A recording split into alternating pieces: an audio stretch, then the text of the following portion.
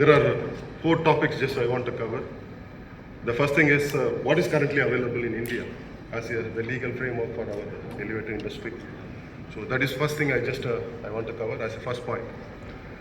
The second one is what is our challenges in the current the legal work act across India, not specific to any one state actually.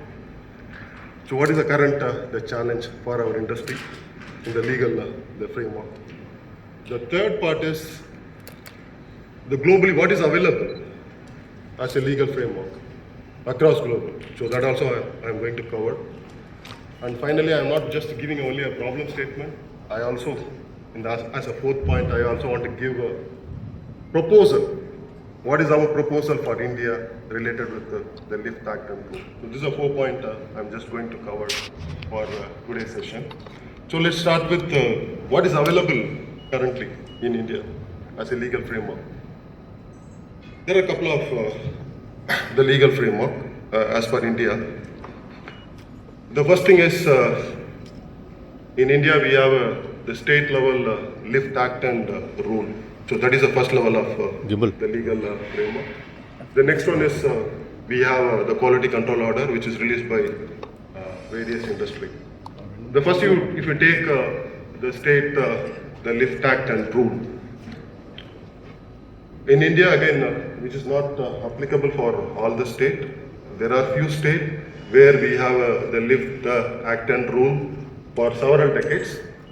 So there are a few states, they have released this, the Lift Act and Rule a couple of years. Wherever we have a Lift Act and Rule, where it is a mandatory, since it is comes under the Act, it is a mandatory.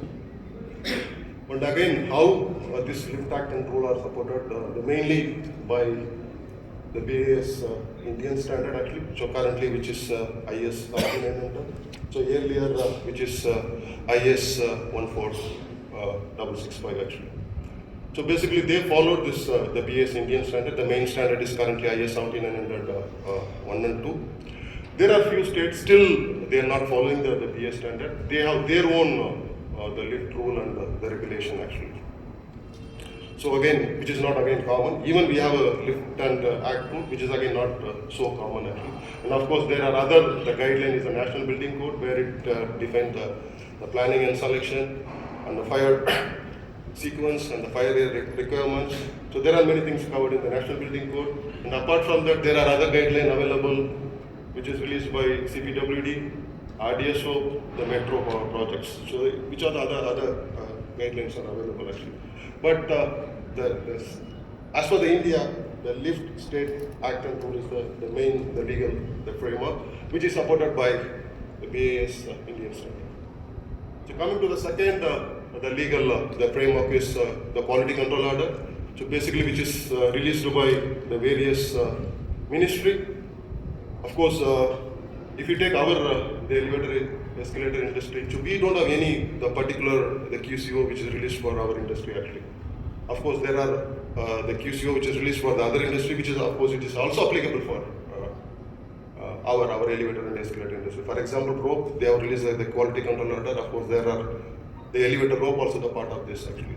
The another part again, the MCB, conductors, the cable, the communication device, which all part of this the QCO actually. So as I said, so we don't have any QCO for our specific the industry. The reason is whenever I say the QCO, which required this certification, this certification and as well as for the standard. As for our industry, yes, we have a standard available, but we have a challenge for the laboratory and testing and certification part. So that is one of the big the challenge actually. Of course, wherever the common the QCO, we are able to manage, we are able to implement actually. Apart from this QCO, the other point just I want to highlight about this OTR, the Omnibus Technical the regulation actually. The government was released for the entire industry, not specific to the elevator and the escalator. So which is released on last year 24, but unfortunately they are withdrawn this the OTR where it covers the major electrical and the mechanical the items. At present it is on hold, but definitely I believe this will be released where it will cover many of our important components actually. So this also benefit actually. But the challenge also I want to highlight in this report here is as an industry we don't have any specific HSN code for our escalator and elevator industry. Of course we have the couple of HSN code which is very common general code actually. If you take the component level, we have a challenge actually. So this is the two legal framework. One is the lift act and rule, and the second is the quality control order. So moving to the interesting topic, I want to just mention the challenges. What is our challenges? Industry challenges. So not only for the manufacturer, it is also for the customer, because most of the case the customer is responsible for the license, where they are also facing the challenge actually. So here just I want to give some challenges. Again, I'm not covering 100% here actually considering the time. So this is a map indicating where we have the lift act and rule across India. So wherever it is a gray, again there is no lift act and rule. So wherever it is the dark blue, yes we have a lift act and rule. But again, yes it is available in the few states. But again it is not same, which is differed based on the application, based on the license, based on the form, based on the safety norms, based on the fee structure. Everything is which is very state to state actually. What is the impact for our industry? The impact is the people who are running the business across the state having the problem, because each state we have to follow the each state lift act and rule. So there is a big challenge. Not only for the people who are running the business across India, the people who are running the business in particular state, they have the challenge to extend their business further actually. So that is also a big challenge I want to highlight. And other reason, the other gaps, what as an industry we have a challenge. So I listed out in a couple of slides actually. The first thing is the no state level lift act and rule not defined anything about the safety component, type testing and certification. Of course, the standard asks for type testing requirement actually, but there is no certification requirement as of now actually. And similarly, we don't have any kind of the system level certification requirement in any of our state level act. And the other thing is we don't have any kind of conformity assessment procedure. If at all anything we want to introduce as a new component or new innovation, so we don't have any process and the procedure. That is a big headache. And the other thing is, so we don't have the third party, the laboratory. That is a big challenge. That is also one of the reasons why we are not effectively using our quality control order for our industry actually. And the last point, just I want to highlight about the retrofit process. So as an industry, we don't have a clear defined process. Of course, there are some certain companies, they are following the organization level, but as the state act and level, so there is no clear process. What need to be done if anything goes wrong, particularly for the safety component. So we don't have any kind of the retrofit process. And the other thing is the traceability. So we don't have any kind of the traceability. Yes, we have the traceability in system level. We don't have any kind of the traceability for the component level, particularly for the safety component, including the rope actually. So when it was installed, when it was replaced, no record. So no requirement as of now.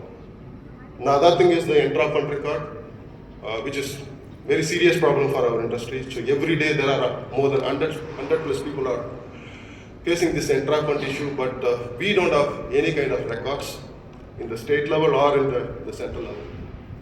Another thing is the final inspection. Again, this is again I want to highlight here. You all know that we are moved to IS 7900 new code from December actually. Still as an industry, we don't have the clarity where it is applicable, which state it is applicable, which district it is applicable. There is some challenges. Each country, each organization, they have their own decision. So they say, somebody says it is applicable only for 6 or 7 states. Some people say it is applicable for 12 states. Some people say 18. So we don't have the clarity. Still, there are people still using both IS 14665 and 17900. So this is again the big challenge, just I want to highlight. And again, it is not only for the new installation, it is also impacting the maintenance process, where we don't have the clarity, the frequency of maintenance and the maintenance record, which is all missing in the current state level record actually. And again, so there are challenges related with the manual license process. Still, there are a few states that are following the manual license process. As I mentioned, there are challenges in the technical standard, what we need to follow. The inspector availability, as industry we are grown almost every year 2x and 3x, but the inspector availability is a big challenge for almost all the state we have it. And again, the renewal process of the license, which is very state to state. Some state says that every year we need to renew. Some state we have 5 years. Some state it is 3 years, which is very state to state. And the centralized tracking. So we don't have any kind of centralized track related with the incident and accident. So these are the big challenge what I want to highlight. So there are some screenshot which I have taken from some state level act and role actually. What is our the challenges actually?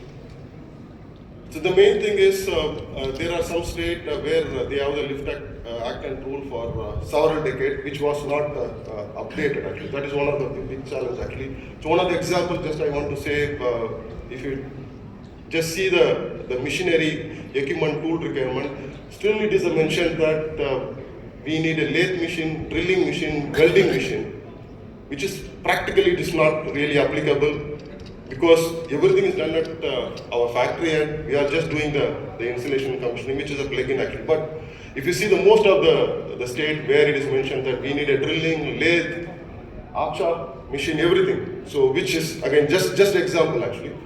And similarly, there are the state they mentioned that they are not mentioning exactly what standard need to be followed. They just mentioned the relevant the standard where the people are taking advantage. Also, the people are getting confused actually. Okay.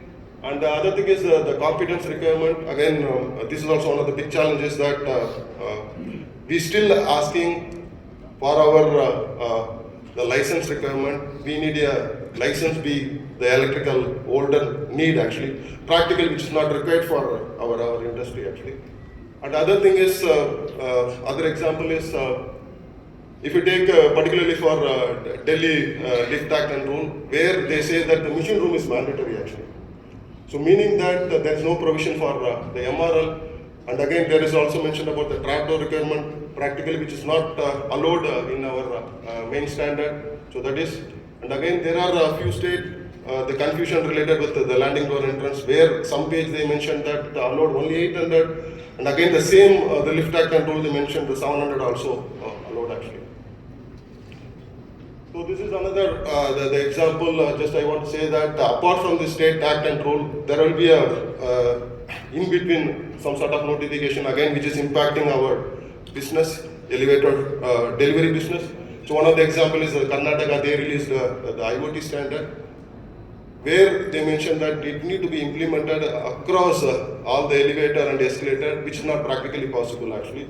But again, which is not the clarity about what standard need to be followed. There is no visibility. Similarly for Maharashtra, they released about the fire evacuation elevator. Again, there is no clarity about what standard we need to be followed. So only the guideline was released. So these are the big challenge what we have. So I listed out here actually.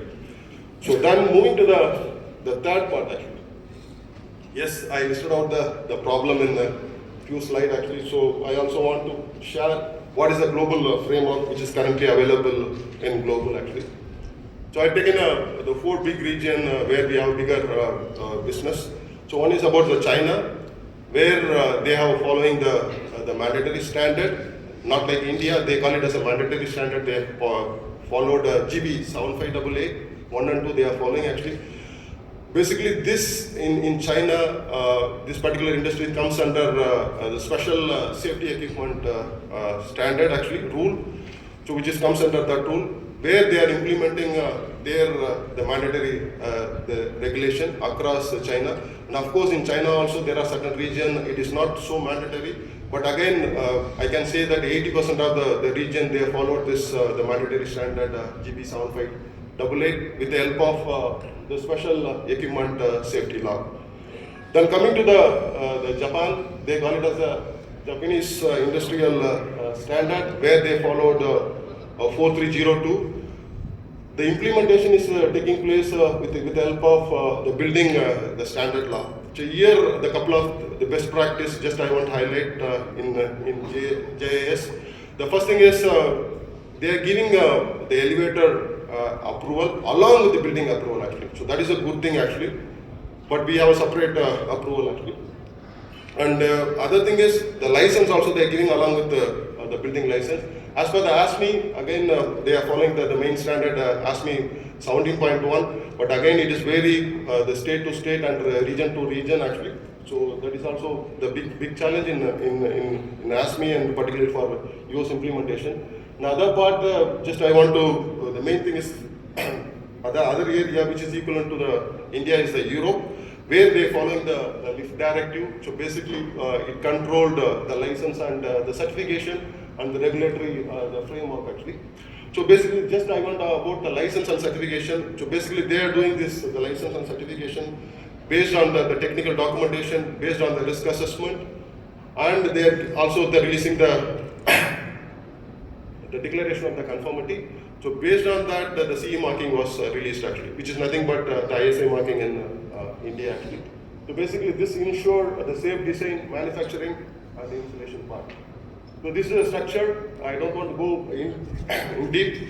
So basically it has a separate 6th chapter defining the list of safety component, conformity assessment procedure. And again in the annexure, they clearly defined about what is the essential safety requirement and also the various the type examination like conformity assessment for the full quality assurance, the type examinations and the safety component, both for the safety component and as well as for the elevator part. And again, this year I want to spend here the couple of minutes here actually. So in the lift directive there is a provision where we can do the conformity assessment whenever we have any new component. So that we can submit the risk assessment. Based on that we are getting the type approval where we can implement the new component immediately actually. We need not to wait for the standard upgrade or any standard change actually. So again I'm skipping actually. So this is a proposal. So okay, so we have seen the different the region how they are following actually. The proposal is how we can implement for India. The first thing is we need the central the lift act which can be released by the parliament, where we can define the general safety requirement, scope, so everything we can define actually. Then again we need the central lift rule which can be released by the Ministry of the Commerce, where again we can follow the global ISO standard which is already available as a standard actually. I will show it later. And again we already have the harmony standard, we can follow it actually. And again there is a conformity body we require where the BAS and the third party can support. So this is an ISO standard which is already available, which define the general safety requirement and also the certification part requirement. Whenever you go for the model certificate or CAP process, there is a standard available which we can use it actually. And as for this, the BAS part actually, as for our industry, there is no separate scheme is required. Already there is a scheme one is available where it gives the certification and the requirement part actually. And this is the key. So this is the key implementation part. So one is we need to define the essential safety requirement, the conformity assessment, and again market surveillance system. And again, as I said, we need the national lift and escalator register and the standard governance actually. As the conclusion, the benefit for the industry. So what is the benefit going to get for this the central lift and act rule actually? The first thing is the safety and compliance. So definitely it will bring the safety and improve the safety and compliance by means of the harmonized standard, and as well as it covers the entire the life cycle. And governance will be the very simplified based on we are replacing the decade-old the state level rule. And again, as I said, it is also supporting the industry and innovation actually. So this is the big three benefit we are going to bring because of this central lift act and rule. So now I am again ending with the question. So do you all believe we need a central lift act and rule? Yes. Please raise your hand and support. Thank you so much. Good morning, ladies and gentlemen. My name is Ravi Shankar Tandavan. I have an entrance automation business. So we are into the business of providing products and solutions that control movement, bring in discipline, and enhance security. I'm sure you'll wonder, what am I doing here at an elevator and an escalator show? See, the challenges that we face day to day in our projects is pretty similar.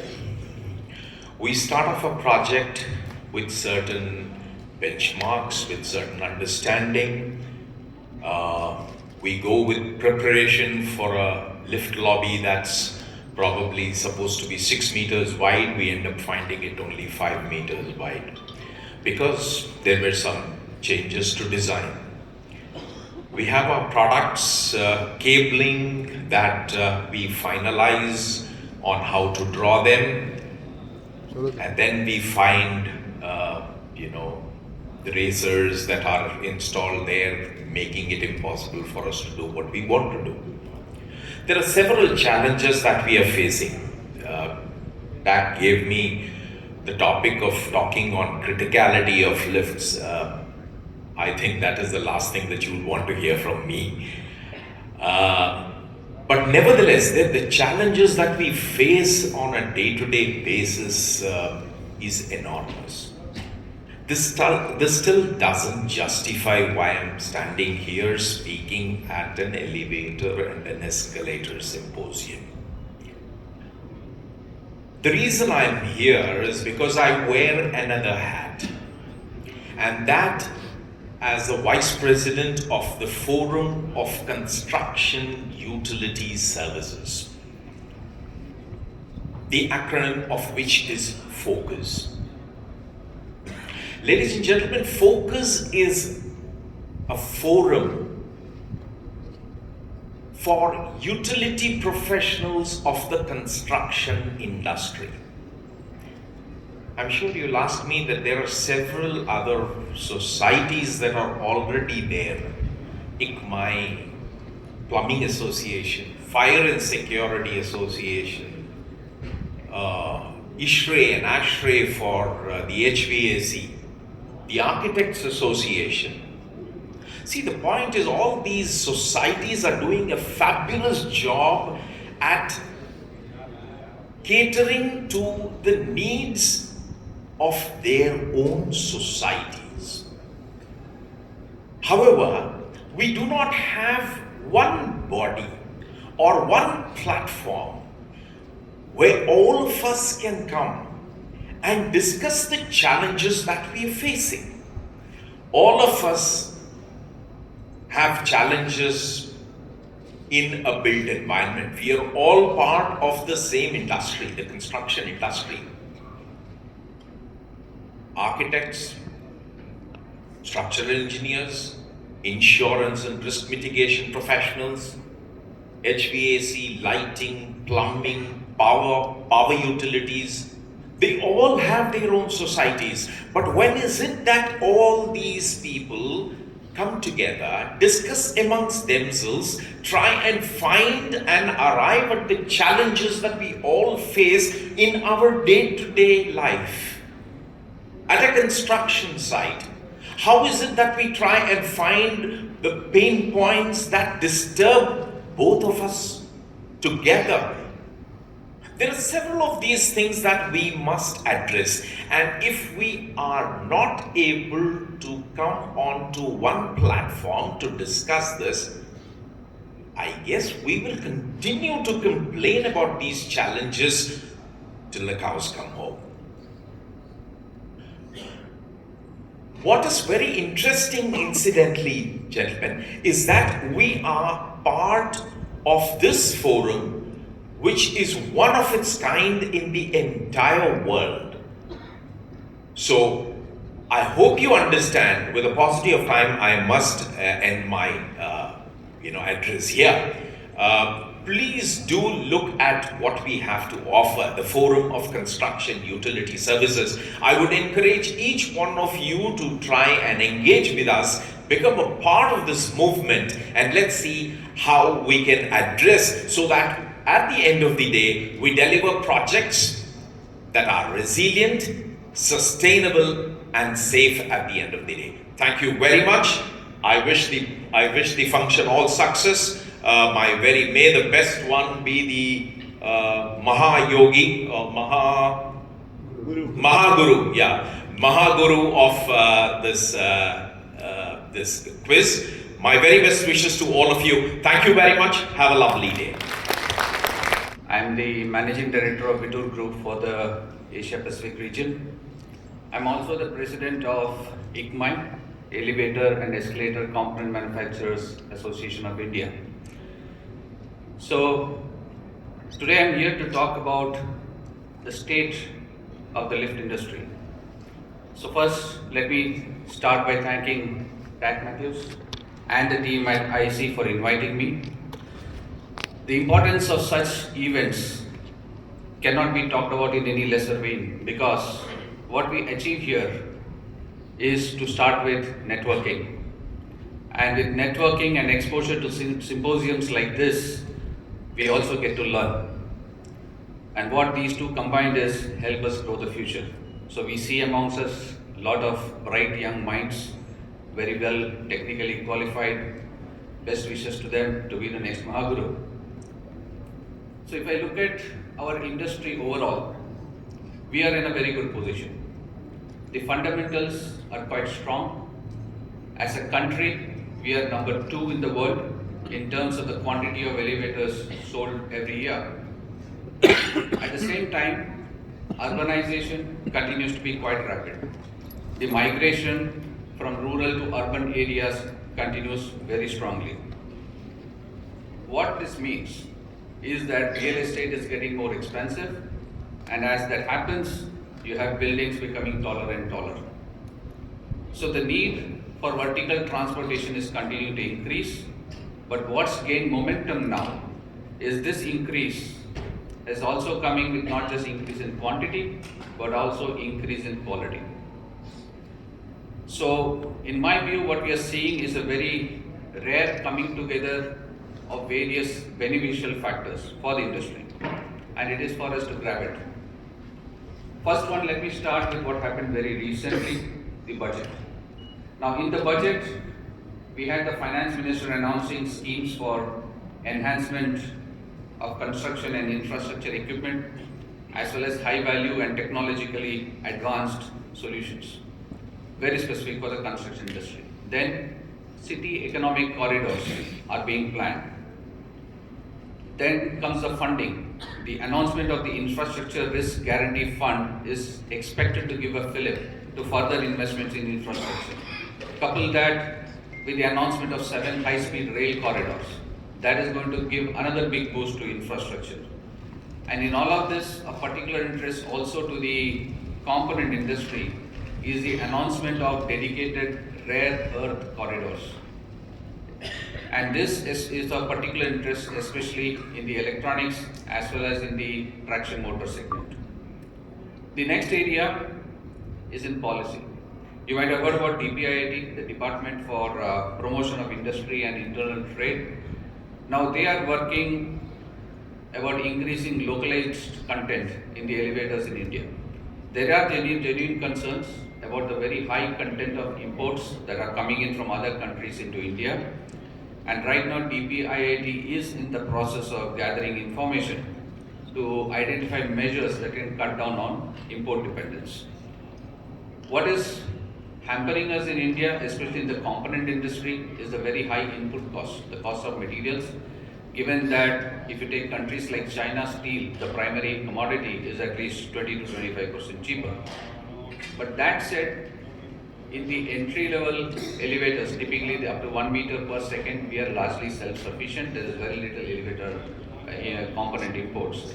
But if you look at the higher speeds, like I said, the quantity was there, now the quality is going up. The elevators are becoming larger, they are becoming faster. But the content of imports is higher in the high value elevators. And this is where we need to catch up. And what can help us here is also the recent spurt of FTAs, the free trade agreements. So although we saw this spurt, but prior to that, India already had 13 FTAs and 6 limited PTAs or preferential trade agreements. So this is not new. But what we saw very recently was with some very highly publicized agreements. The one with the European Union, which is termed mother of all deals, and very quickly followed with the one USA, the daddy of all deals. That said, the funding is there, the opportunity to export is there, but what is also important is what are we doing in terms of quality, because this is where the standards come in. My colleague Vishwanathan spoke a lot about the new standards, but how many of us are really ready for this? We had the earlier 14665, now we have moved to 17900. But especially in the component industry, as well as medium to small sized elevator manufacturers, how many of us are truly ready? It's a big question mark. We need to ask ourselves this question: what does the standards actually mean? Amongst all of us here, if you ask yourself, how many of us have actually read the standards? Possibly in the technical area, the R&D, the engineering, many people would have read it. But outside of that, how many? Now if you look at functions like sales, how many sales people would be able to talk about the compliance of their product to their customers? So this is something that is a matter of concern. The second one is investments by companies into understanding these standards. How many companies other than the big manufacturers have actually invested in experts within their own organizations who knows the entire standards end to end? This is a problem. The smaller and medium companies have simply not invested in people within their organization who understand these standards and then can actually bring in systems or components that fully comply. How many companies other than the big ones have actually invested in research and development and also in the infrastructure that is required to test that these components comply with the standards? Most people that I've seen in the smaller segment, medium segment is a copy and paste. You see a global design or you see some other design that appears to be working, you copy it, re-engineer it, and there you go. No testing, no validation. So how do you know that it actually works? And the thing is, most of the components pertaining to safety, they need to work only in an emergency. Rest of the time, it's just there as a backup, just like you have airbags in a car. So looking at all of this, what is preventing us? In my view, the first thing is morality. Many of the manufacturers, many of the component manufacturers, we simply do not have the morality to accept that if we do something wrong, it can take a life away. And you see that in the trend of increasing accidents year on year, the reported accidents are on an increasing trend. And this is probably happening because there is no fear of punishment. And this is where I will again allude to what Mr. Vishwanathan just said, the need for a central rule. Not just the need for the rule, but once the rule comes, what is more important is the enforcement that should accompany this rule. So looking at all of this, the knowledge is available. The standards are available for us free of cost. All you need to do is go to the BIS website and download it. But then why are we not implementing it? That inclination is missing. And we need to introspect why. Why is that not happening? People typically look at 17900 as a quality standard, but in my view, it is also an excellent tool for business growth. And let me tell you why. The share of entry-level elevators is declining year on year as more and more high-value elevators come in. Like I said, the elevators are becoming bigger and faster. And when that does, this era of copy and paste that we had so far for entry-level elevators is no longer going to work in this segment.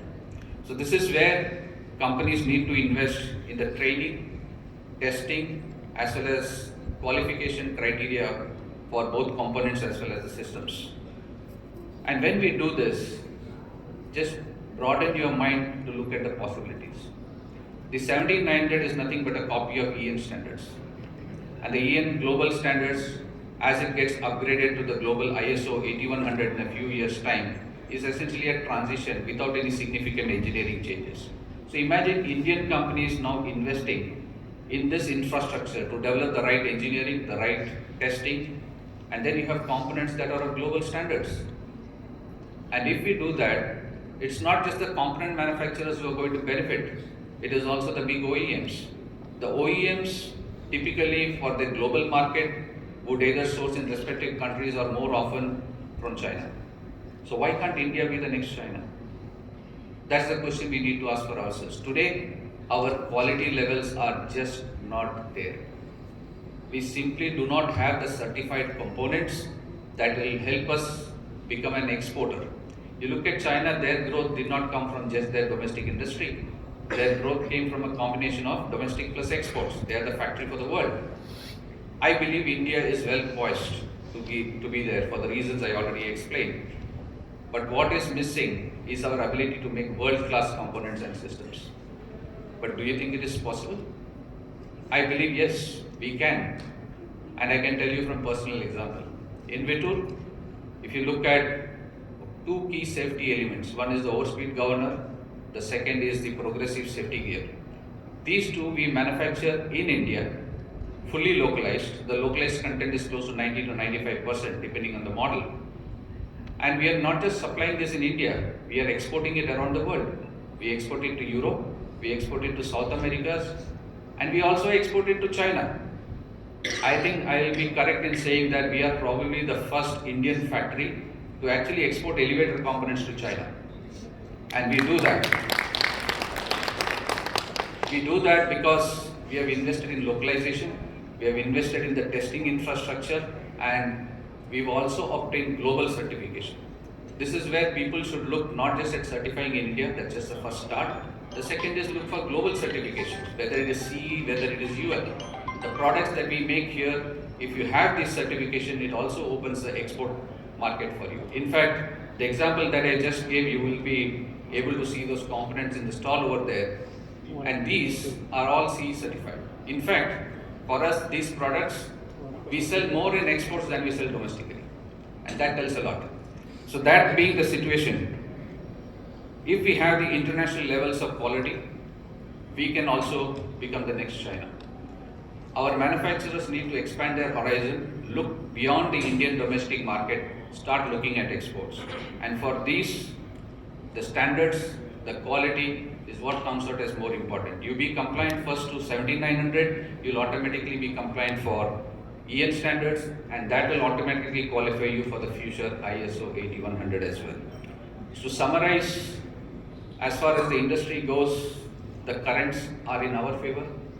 It is up to each and every one of us here to steer our ship to catch that current and then enjoy the benefits that come with it. So let me close by once again wishing everybody a very fruitful 2 days of discussions and best wishes to the quiz teams. May the best team win. Thank you. Participants and all members of the IC Eventless Organizing Committee. At the outset, it gives me immense pride and pleasure to be the chief guest for this function and grace the IC Quiz and Symposium 2026 on awareness of the enhancement and developments of elevators, escalator standards and codes. The Tamil Nadu Lift and Escalators Amendment Act 2025 was notified on the 3rd February of this month. A lot of change has been incorporated in it. The main thing is introduction of a competent person.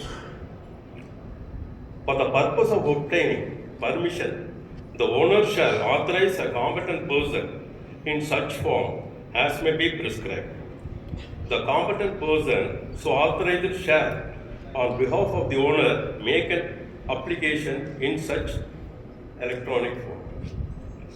This shifts the burden of technical accuracy from the owner, who is often a lay person, to a professional. The competent person is expected to be a qualified engineer, like a chartered electrical safety engineer. This creates a new layer of professional accountability. If an application contains a technical error, the competent person is liable, potentially facing authorization revocation. And also, auto generation permissions are introduced in the new act. This is a radical move towards ease of doing business. It implies that the inspectorate's portal will use algorithmic validation to approve standard applications instantly. I should not take much of your time, so I will conclude. The IC Quiz and Symposium 2026 is not a just celebration of the technology, it is a solemn gathering of safety custodians. The Tamil Nadu Lift and Escalators Amendment Act 2025 provides the legal muscle, while IS 17900 provides the technical backbone. It's now up to the human element, the engineers, inspectors, owners to provide the bill. As the Chief Electrical Inspector to the government, I pledge the department's support in this transition. We are moving towards a future where safety is transparent, automatic, and non-negotiable. Thank you. Thank you. Distinguished dignitaries, respected industry leaders, consultants, and our elevator and escalator partners in progress. That's what I would call. All of you are progressing well. Keep it up. Do it. Good morning to one and all. So, it's a privilege for me to be here. I know Dak Matthews for the last 30 years. I keep calling him whenever there is some technical requirements. We debate a lot how to make this industry better. We had a lot of talks, and I'm happy to see that he's organizing such events very successfully. First of all, when we organize an event, there's a lot of awareness, and then there is quality later, and the lift industry partners will take it forward from this symposium, I think. So I have a few things to tell for the lift industry. One is from the design point of view. We always talk of architectural structure and MEP. That era is gone. We have to be inclusive, including the lifts, escalators, because all our buildings are going taller, bigger, and we should be prepared for inclusiveness of elevator industry into the building design. So I'll divide it into three parts. One is the designers. Designers have to look at lift and escalator designs with more carefulness, not putting it where the architect says and be done with it. No more it is like that. So lift requires waiting time, the handling capacity that needs to be correct for the purpose of the building. Like hospital, it may be different. The commercial buildings, it may be different. And nowadays, all the metros and airports, which has a different application. So all your designs needs to cater for different types of things. So the more during the peak time, how the buildings or the public spaces will act, your design has to move towards that. So predictive waiting time, predictive handling capacity based on type of people and amount of people going through that particular facility needs to be accounted. I think many people are doing it, but it's not fully followed. So you see a lot of people standing in queue in Mumbai, especially I see people standing in front of lifts for a long time. That's not desirable. That means we have not done our design correct. So we need to be stronger from that point of view. And next is some of the key points I would like to tell on the lift industry, how they install and maintain it. We have the ARD. You first install it, it works fine. Are you continuously throughout the life checking whether it's working? Always. That is the quality we need to give. Probably in the age of era of AI, probably all the lift industry people can look at monitoring all your lifts or escalators which you supply for a quality of service continuously. That is one point I would like to see. Next is the escalator, 2-step, 3-step. There are different type of people going on an escalator. So always architect says close it with 2 steps. Is it okay for all types of people? Handicapped or I'm not aged people, all that people. We need to take it account. From my point of view, 3-step is better. But many places we see this and people are afraid to take the escalators because of this 2-step. This is what I believe. So these are some of the points I'm giving. Probably these all has to be encapsulated into the lift central lift authority requirements. All of us can represent this and make the lift industry technically right. So that is what my request is. Next is the training. We are short of good people who can maintain lifts later in the part of the after installation. Probably different forums can be created for training them. And lastly, on new technologies, because our cities are growing both vertically and horizontally. Probably the fire lifts will not be only used by firemen. In future, it could be used for the people for evacuation. And I think we need to think about it, how to design that sort of lifts and taking people from taller buildings safely out. These are some of my thoughts into this event. So it's a good platform. I wish Kaun Banega Mahaguru all the best. May the best person win, and a beautiful concept by Tak Matthews and the team. I wish ISC all the best, and people who have come here to participate, please be benefited by the speakers who are going to cover a lot of technical aspects in these 2 days. All the best to the event. Thank you. Yeah, this IC Quiz Symposium 2026 regarding the Indian standards related to the elevator and escalator industry is very much appreciated, because to be specialized and safe in any industry, the standards, the follow-up of the standards is mandatory, and the awareness towards the latest standards is very much required at this moment.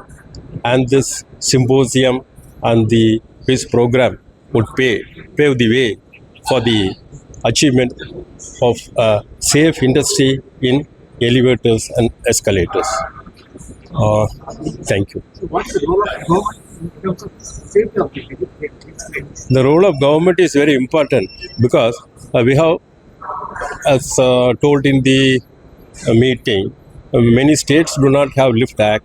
Certain states have lift act, and especially Tamil Nadu have a strong lift act and rules. We maintain all the standards which ensures, the government ensures the safety of the passengers. Good morning. I'm Balakrishnan. I'm R. Balakrishnan from Larsen and Toubro.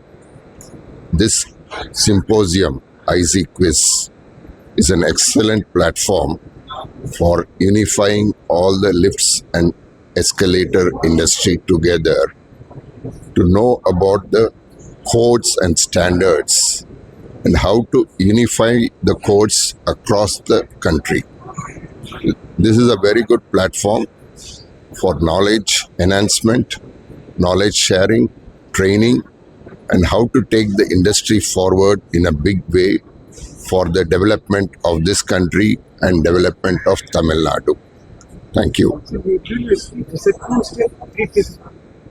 Yeah, yeah.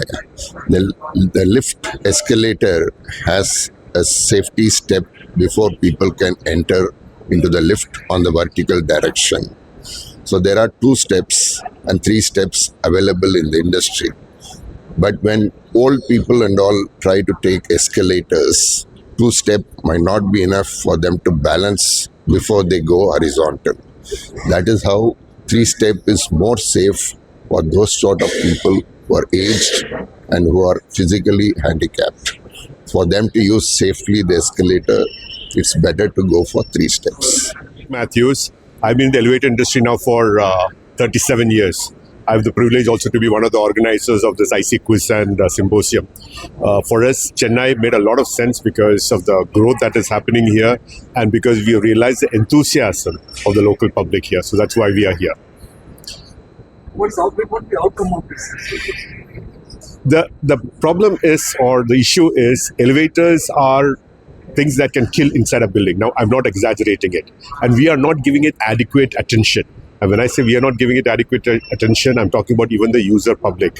I mean, for most people, it's just push a button, door opens, door closes. But elevators are way more than that, way more complex than that.